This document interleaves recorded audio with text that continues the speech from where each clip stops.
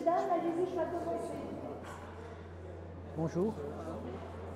Donc la visite se passe d'ici pour voir la galerie. De l'extérieur, vous avez une régularité, vous avez les grands axes. Ici, vous avez ces grands axes qui sont le sens du parc et de cet axe qui se prolonger jusqu'à la fontaine. Et puis il y a trois axes comme ceci de transparence que vous avez vus en façade qui sont les axes de la Villette. Et à part ça, après que vous verrez en montant, eh bien, il y a des lieux assez différents. Des classes de musique de chambre, des classes de piano, des classes d'art lyrique, des classes de danse, tout ça, ça ne se ressemble pas. Mais chaque tribu, parce que c'est un peu comme ça les musiciens, chaque discipline a son quartier, sa géographie.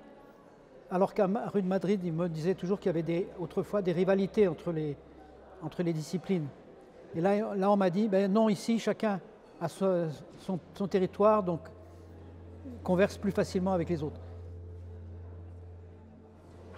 Un des sujets basiques lors du concours, donc il y a 35 ans, c'était que le terrain ne permettait pas de mettre toutes ces salles de classe pour 2000 élèves, enseignants et professeurs. Et donc j'ai compris qu'il fallait absolument utiliser le sous-sol pour les grandes salles d'orchestre, qui sont des boîtes fermées pour la raison d'acoustique. Par contre, toutes les classes, elles, vont avoir besoin de lumière. Donc en dessous, on a jusqu'à moins 6 mètres ces grandes salles. Moins 6 mètres, c'est ce que les pompiers autorisent pour être en sous-sol, à condition qu'on sorte à l'air libre. Donc il y a un jardin en pente de bambou qui sort à l'air libre là-bas. Mais pour aller à ce sous-sol, il fallait y arriver. Donc on a résolu qu'en entrant, on ait une première salle qui est un peu une salle de rencontre et d'accueil où sont tout le temps les élèves entre deux travaux et cours, ici, à moins 3 mètres. Un peu sombre, parce qu'après on a cet escalier très lumineux. Donc d'en haut, on voit cette lumière. Et on se dirige facilement vers la lumière. Comme c'est vers la lumière, on n'a pas l'impression que c'est la cave. Et de là, vous verrez qu'il y a une grande galerie qui descend et qui est éclairée aussi au fond parce qu'il y a cette place cloître qui est autour duquel sont organisées toutes les grandes salles d'orchestre.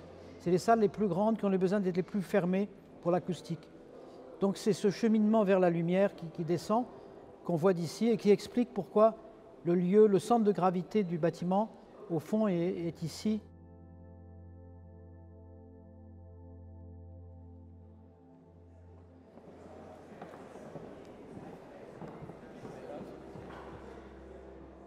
C'est cette descente, vous voyez, c'est cette descente qui est lumineuse aussi. On n'a pas l'impression toujours d'aller à la cave.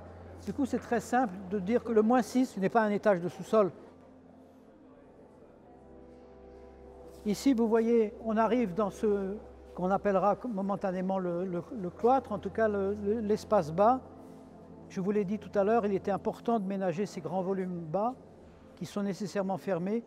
Et on me disait, les Allemands et les Anglais sont très forts, ils font vraiment la musique en orchestre et ensemble dès le début. En France, on veut former des solistes. Et tous ceux qui ne sont pas les meilleurs des concours, ils sont malheureux toute leur vie, ils sont dans les orchestres. C'était affreux. Et non, ça nous a incité à faire ce lieu de la pratique collective qui est très central, avec ce plateau d'orchestre. Ici, la salle pluridisciplinaire qui peut se combiner. Alors, on ne peut pas y aller parce qu'ils sont utilisés tout le temps et sont utilisés en ce moment. Au bout, là-bas, il y a une salle d'opéra avec sa cage de scène. Et ici, il y a une salle d'orgue dans laquelle on va entrer tout à l'heure. Voilà. Une histoire anecdotique, vous voyez, beaucoup de choses viennent aussi sur le chantier, et pas seulement dans la conception de départ. Par exemple, ce mur, il était avec un béton légèrement verdi et un béton lisse. Et c'est sorti d'une façon catastrophique, avec des taches terribles partout. Et j'ai proposé qu'on fasse des alternances de planches et pas planches sur des grands panneaux d'aluminium qu'on mette sur le mur et qui passent à la sableuse. Alors là, c'était assez facile à faire. Ça a libéré, ils ont dit d'accord, on le fait. Et ça a donné cet effet pictural tout le long des murs, qu'on a réutilisé d'ailleurs ce mode après. Vous voyez, c'est venu d'un accident, d'un mauvais chantier, on a fait quelque chose de meilleur.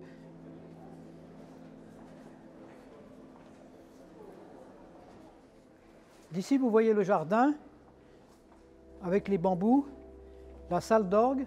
J'ai commencé presque par la salle d'orgue dans la conception du bâtiment. Dans le programme qui était très bien fait par Marc Bleuze, l'histoire de l'orgue m'a intéressé. Je savais qu'il fallait un volume grand, vertical. Donc j'ai d'abord imaginé son intérieur, puis son extérieur, puis c'est devenu cette espèce de réflecteur. Et j'ai préservé cette idée qu'il y ait des vraies transparences lumineuses, parce que je trouve ça important.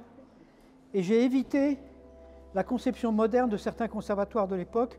Ils isolaient tout le bâtiment, y compris les couloirs. On ne sait pas s'il y a 5 personnes ou 500 dans le bâtiment. Et donc j'ai fait l'isolement par bâtiment. Vous en avez 4 en façade que vous avez vu. Ce sont des enveloppes acoustiques dans lesquelles il y a 2 grands studios et 4 petits. Mais quand on sort, je voulais qu'il y ait de la lumière, qu'on voit au loin et qu'on entende des bruits qui viennent de loin. Et je me souviens quand j'ai expliqué ça aux premiers étudiants au bout d'un mois, ils ont applaudi quand j'ai dit que l'oreille décompresse et qu'on entende au loin. Ils avaient éprouvé ça et visiblement ça leur faisait plaisir. On va monter donc un étage de plus, si vous avez le courage.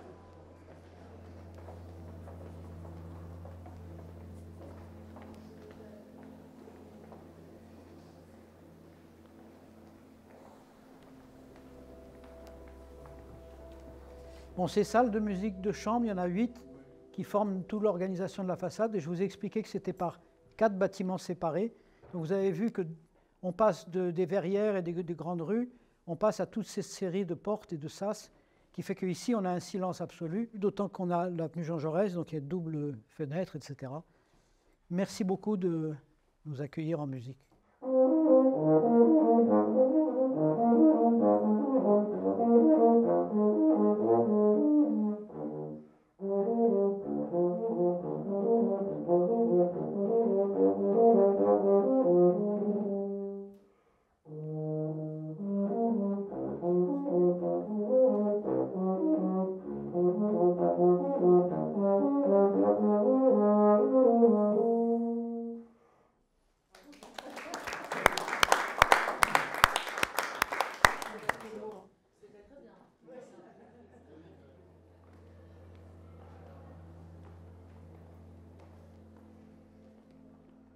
Voilà.